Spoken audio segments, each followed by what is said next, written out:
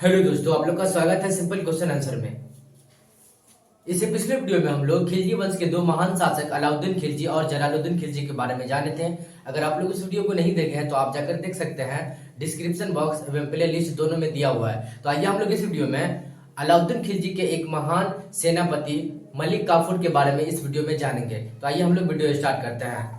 देखिए, मलिक काफूर जो है अलाउद्दीन खिलजी का सेनापति था, योग्य सेनापति था। ये भी याद रखिएगा कि अलाउद्दीन खिलजी का योग्य सेनापति किसको कहा जाता है, तो मलिक काफूर को ही कहा जाता है। ठीक है। उसके बाद अलाउद्दीन खिलजी का इनका जो शासन काल था, मतलब ये जलालुद्दीन खिलजी, ये अलाउद्दीन खिलजी की मृत्यु के बाद, अलाउद्दीन खिलजी के मृत्यु के बाद मलिक काफूर का जो शासन काल था वो लगभग 1 साल का था, लगभग 1 साल का था। इन्होंने 1 साल शासन किया खिलजी वंश पे। ठीक है। उसके बाद मलिक काफूर को अलाउद्दीन खिलजी ने गुजरात विजय के बाद नुसरत खां से, मतलब ये कहने का अर्थ है कि अलाउद्दीन खिलजी जो गुजरात विजय किए थे, गुजरात को जो जीता था, उसके बाद नुसरत खां से, वहां के जो राजा थे नुसरत खां से 1297 ईस्वी में 1000 दिनार में खरीदा था। किसको? तो मलिक काफूर को। मलिक काफूर को कब खरीदा था?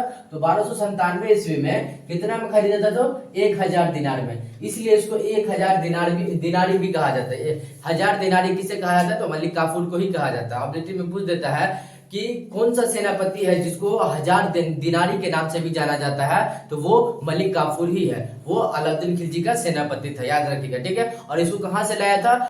गुजरात जो विजय हुआ था उसके बाद जो लौटते समय इनको खरीदा था कितना में? 1000 दिनार में। इसलिए इसको 1000 दिनारी के नाम से भी जाना जाता है। ठीक है। उसके बाद देखिए, मलिक काफूर एक किन्नर था। क्या था? किन्नर। याद रखिएगा, ये जो मलिक काफूर जो था ये किन्नर था, एक किन्नर था। याद रखिएगा, ऑब्जेक्टिव में पूछ देगा कि मलिक काफूर क्या था, तो एक किन्नर था। ठीक है। उसके बाद अगला पॉइंट देखिए, मलिक काफूर को 1000 दिनारी भी कहा जाता है, जो हम पहले बता दिए हुए हैं। यानी कि मलिक काफूर को किस नाम से भी जाना जाता है? 1000 दिनारी के नाम से भी जाना जाता है। याद रखिएगा, ऑब्जेक्टिव में पूछ देता है, मोस्ट वीवीआई क्वेश्चन इसको मान लीजिए। ठीक है। कभी बहुत मरतबा पूछ दिया है कि कौन सा सेनापति है जिसको हम लोग 1000 दिनारी के नाम से भी जानते हैं, तो वो मलिक काफूर ही है। ठीक है। उसके बाद मलिक काफूर तेलंगाना की राजधानी वारंगल पहुंचा, तो वहां के जो राजा यानी कि शासक थे प्रताप रुद्र ने आत्मसमर्पण करते, यानी कि इसके जाने के मतलब ये जो गया ना वहां तेलंगाना की राजधानी वारंगल, और जाते मात्र ही वहां के राजा जो थे प्रताप रुद्र आत्मसमर्पण कर दिया। क्योंकि उस समय जो है अलाउद्दीन खिलजी जो है वो सेनापति था और उनको पता था कि कब गया था, तो वो 1306 ईस्वी में वो गया था तेलंगाना की राजधानी वारंगल में। और वहां पे जो गया था तो वहां पे हुआ क्या कि देखिए, तेलंगाना की राजधानी वारंगल पहुंचा तो वहां के शासक प्रताप रुद्र ने अपने आप को आत्मसमर्पण कर दिया। और कोहिनूर का हीरा जो वर्ल्ड में फेमस है, कोहिनूर का हीरा वर्ल्ड में फेमस है और बहुत कीमती भी होता है, जो 1307 ईस्वी में उसे सौंप दिया। यानी कि उसके डर से ही सौंप दिया। कौन?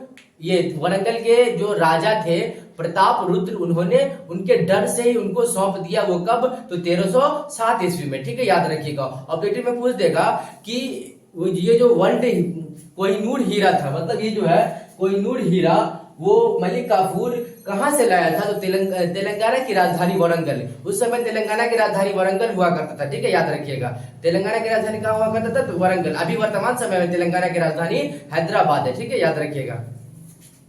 उसके बाद मलिक काफूर ने अलाउद्दीन खिलजी को दक्षिण भारत पर शासन करने का योजना दिया। यानी कि मलिक काफूर ही है जो अलाउद्दीन खिलजी को दक्षिण भारत पर शासन करने का योजना दिया। यानी कि उसको सुझाव दक्षिण भारत पे ही शासन, मतलब उत्तर भारत में तो शासन कर ही रहा था, लेकिन अलाउद्दीन खिलजी को जो योजना दिया वो क्या किया कि मलिक काफूर ने क्या किया कि अलाउद्दीन खिलजी को योजना दिया कि दक्षिण भारत पर भी शासन कीजिए, और वहां जो बाद में सफल भी हो। यानी कि दक्षिण भारत में जो शासन किया तो वो बाद में सफल भी हुआ। ठीक है। याद रखिएगा कि मलिक काफूर ने अलाउद्दीन खिलजी को दक्षिण भारत पर शासन करने का योजना दिया, जो बाद में सफल भी हुआ। ठीक है। याद रखिएगा।